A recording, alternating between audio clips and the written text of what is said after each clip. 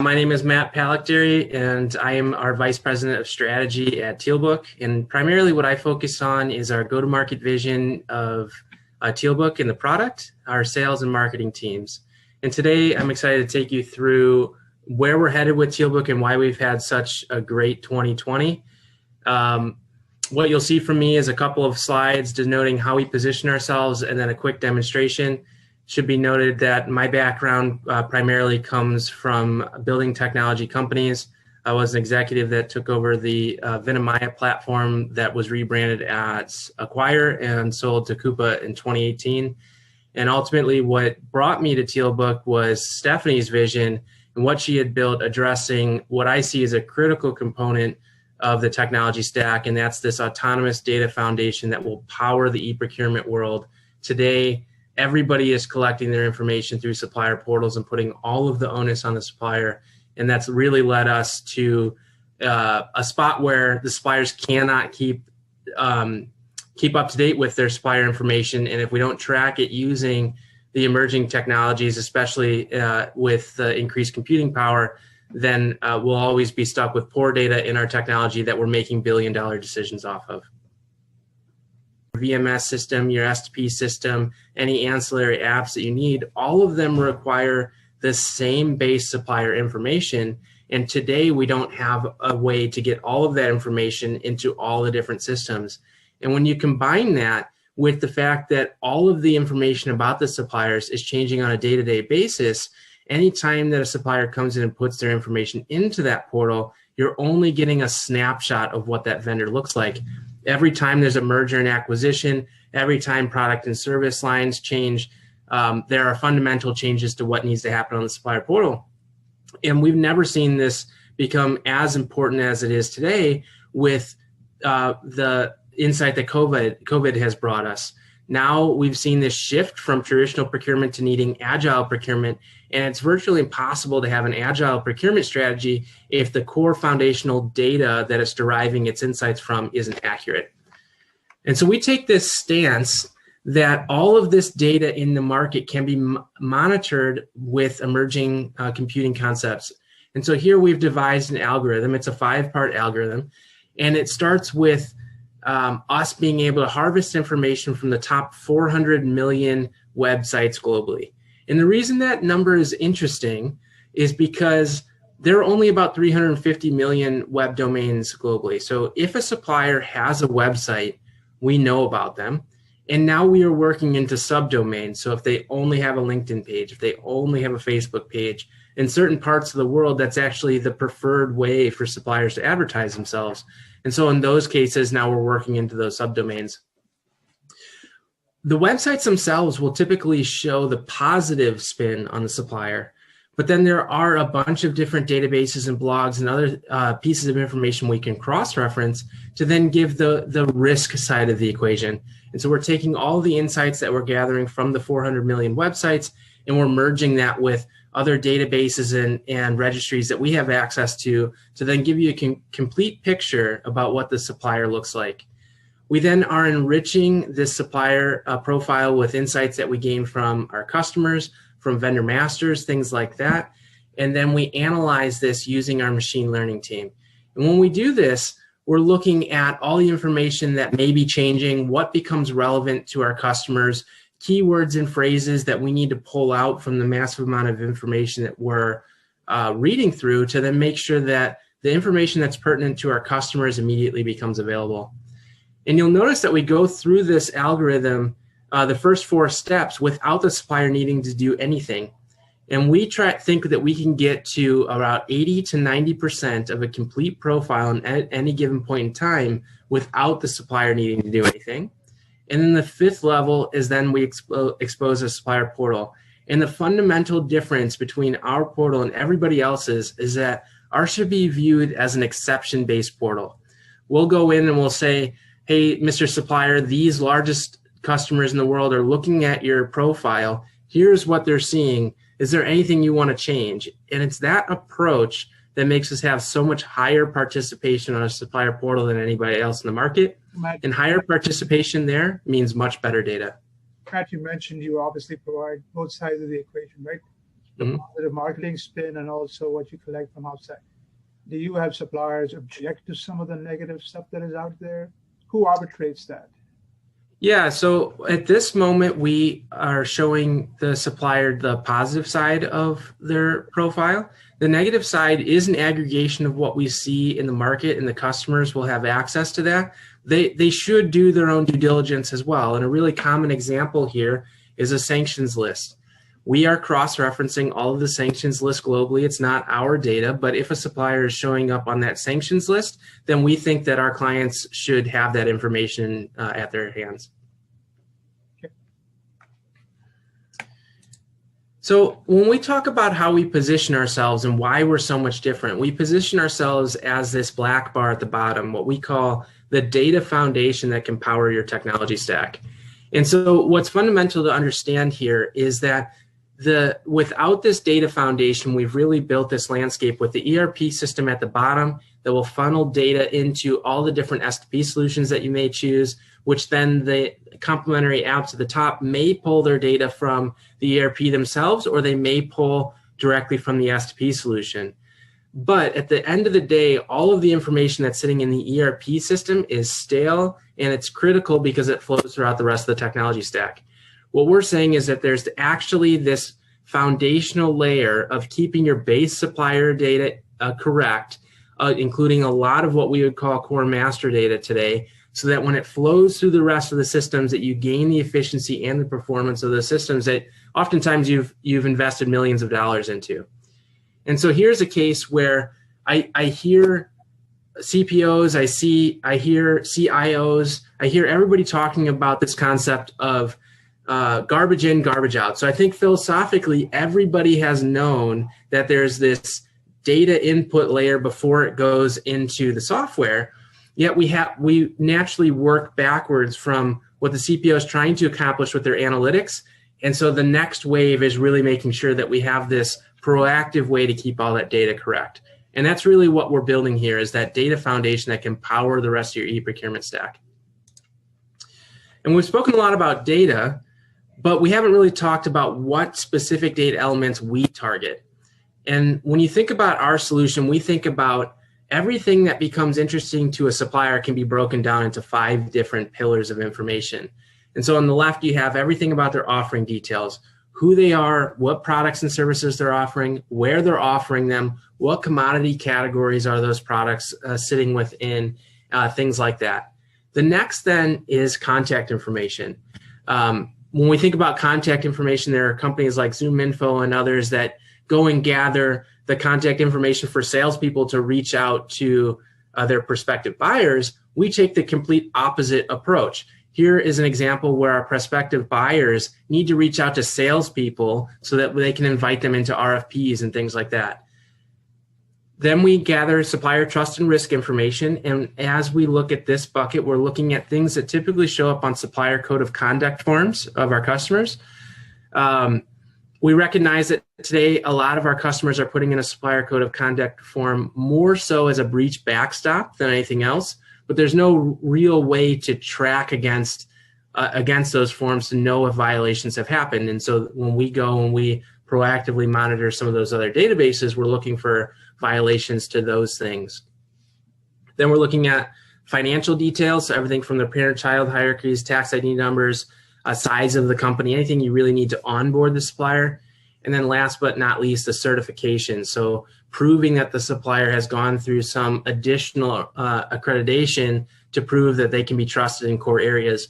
Things like being SOC 2 certified, whether they have diversity certificates, whether they're GDPR certified, things like that are really core things that our customers typically like to know about their suppliers before they even engage.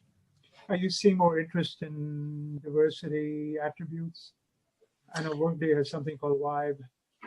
Yeah, I think 2020 has been a foundational year for organizations moving or increasing their visibility into their diverse spend. And I think we saw this during the early part of the year when some of the killings of some of the African Americans in the U.S. Primarily spurred this interest. And we have seen a lot of organizations come to us, and fortunately, we are able to give them really great data about which companies are diverse in any of their classifications, but we have seen them want to drive even deeper into which ones are specifically African American owned, and we have that data as well. Okay. And so the last thing before I hop into a quick demonstration is that there are really two offerings on TealBook. We have the Autonomous Data Foundation, which is at the bottom, which at the end of the day is just our data that we're gathering. You can interact with this data in two different ways. You can have it feed into your systems, or you can interact with it directly in our software. And so that's what that top layer is. And we surround that really core supplier information with a base set of applications that you can use to drive business value.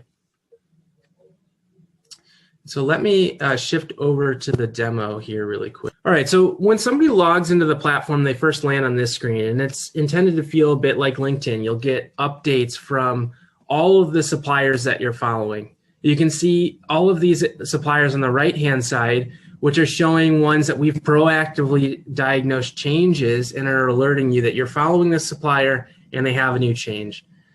So before I go into actually finding suppliers, let's show you what a supplier record looks like from a recently updated one.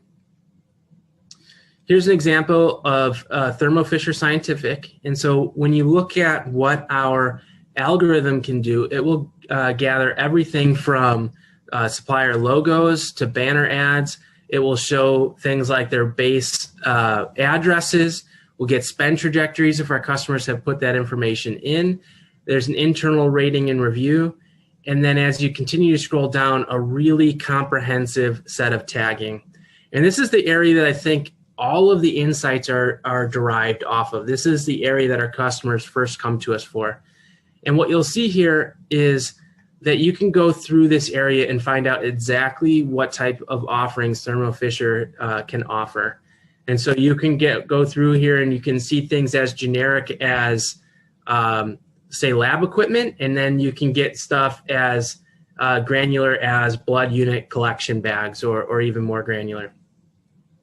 On the right-hand side, you'll see things like company parent-child hierarchies, revenue projections, year founded, and then a comprehensive NACE coding. If I were to click into any one of these, I would then jump to that individual child's profile. You would see all of this information in a much more narrow way, so then you can understand what each individual child has to offer instead of boiling it up to the parent.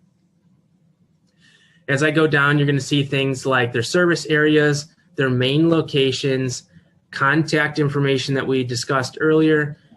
As I continue to scroll down, you'll see things like their certifications. You can see an organization as large as Thermo Fisher Scientific won't have things like a diversity certification, but what they will have is ISO certifications proving that they have medical devices that meet certain quality standards or things like that. You also can see if they have made a push towards any sustainable business practices. Has any customer asked you, said, wow, this should be our vendor master? Absolutely, and that is exactly where we're headed. Today, we're taking this information, we can populate your ERP. You theoretically should be able to take your solutions and just integrate them into TealBook and have all of this information pushed directly into those systems as well. And so all of this information can be accessed via a two-way API, and we've designed it to be able to go into any of the systems that you choose. And as you go down, you can see what one of the features I personally really like is this similar supplier feature, because we've mapped the natural language in over 300 different dimensions. And we said which suppliers have very similar language and how they're representing themselves to other suppliers. And so here you can see a bunch of other suppliers that you may consider similar to Thermo Fisher Scientific. And if I started to refine these, I could start narrowing those down to certain geographies. A really common example for us is where maybe you use Thermo Fisher in the United States, but who is a supplier that I can use in Bosnia that is very similar to Thermo Fisher if I don't like their reach.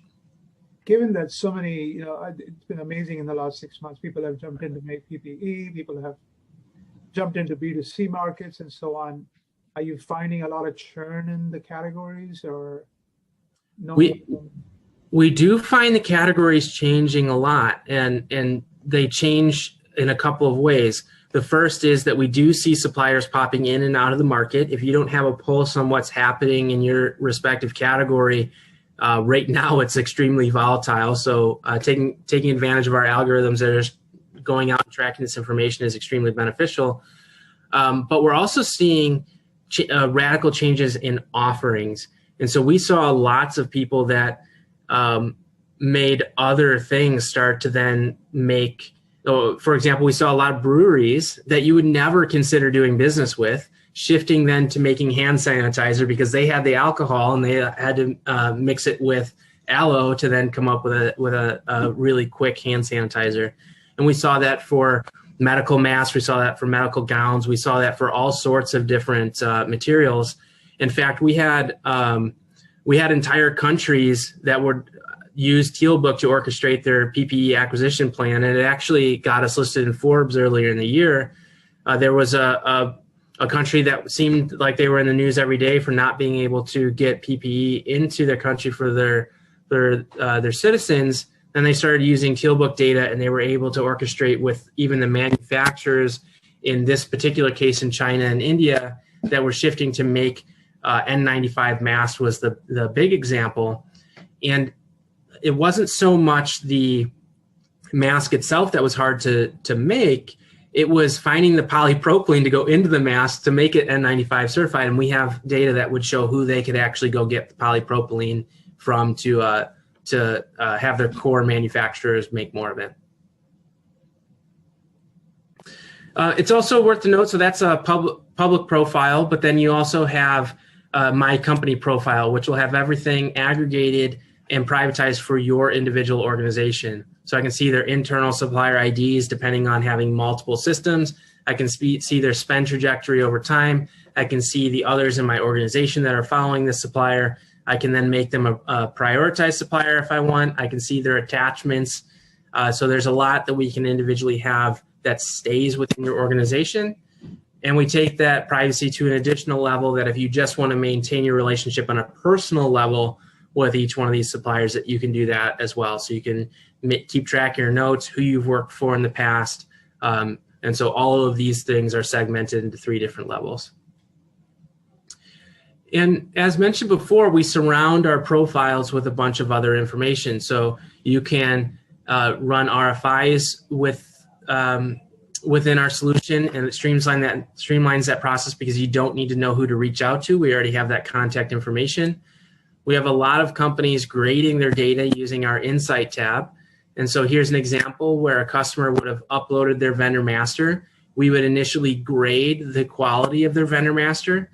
Every customer comes to us and says, we have the worst data you've ever seen. You won't be able to get anything out of it. It's not true. We see really, really bad data all the time.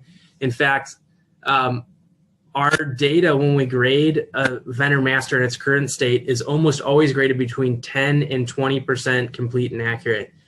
And our journey then is, how do we continually enrich this data, which you get a summary of on the right, to then get your overall average up over time and always know the status of your vendor master. And here's an example up at the top where we're giving you an insight into exactly what you can consider up-to-date and accurate within your profile. And we're not going to pass off inaccurate information as trustworthy. What we're going to do is just give you the insight into exactly where we're at in that journey. And so here's an example with a client where 80% of their profiles now have contact information. It's the lowest area on here though. So this is where we're going to put our machine learning team and our customer success team on to then get this area up quicker. And so, we have people that will start in the 10 to 20%, and we only get them up to 40 to 50% overnight, and then we work our way all the way up. And then we have some that we have so much overlap that you upload your vendor master and we can get you into the 90s right away. Wow. And so it really depends on how robust and how much overlap we have in your suppliers. But what we promise is not overnight enrichment that will go stale in a week. What we're promising you is you have now laid this foundation and a mechanism to keep your data intact for the long run. So we'll find ways to keep this data aggregated and up to date via the machine so that you have this mechanism to continually put updates into your technology stack. Matt, I presume most people use this for their what's called indirect spend, right? MRO, stuff like that. Is anyone using it for their direct suppliers, tier one suppliers? Yeah. Actually, I would say it's more common for us that we have both on our platform, because the offering, because it's more language than anything else, we're not just indirect or we're not just direct. We can recognize language across both barriers and can keep that up to date.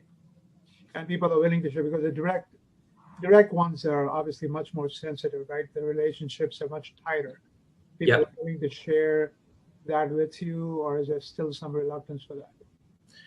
Well, because we're not sharing any of that information with anybody else, our customers are fine putting in that information. We haven't had anybody that's not willing to put in the direct information, especially because that information is debatably more important to track, and there's so much trust and risk information that you may want to be aware of there. You may also want to know if your direct materials providers have new offerings, and so we'll update whether, hey, they were in this area or maybe they bought this business. There's a lot of tracking that needs to happen there, which is the real value.